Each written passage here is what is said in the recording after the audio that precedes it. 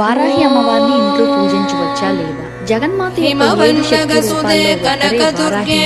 జగన్మాత చేసే యుద్ధాల్లో సైన్యానికి అధ్యక్షత వహిస్తూ ఎంతో మంది రాక్షసుల్ని హతమార్చారు. అటువంటి అమ్మను అందరూ ఫోటో పెట్టుకుని పూజించుకోవచ్చు. కానీ ఎవరైతే వారాహి చక్రాన్ని మంత్రాలతో పూజించాలనుకుంటారో వాళ్ళ జాగ్రత్తతో మనం మంత్రాన్ని పలికేటప్పుడు తప్పుగా ఉచ్చరిస్తే ఒకటికి బదులుగా ఇంకోటి అర్థం. ఎవరికైతే మంత్రాలు వాటి అర్థాలు తెలుసో వాళ్ళు నియమ నిష్ఠలతో పూజించుకోవచ్చు.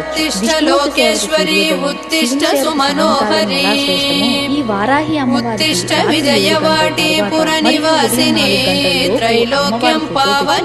దీప ధూపాలతో బెల్లం పానకం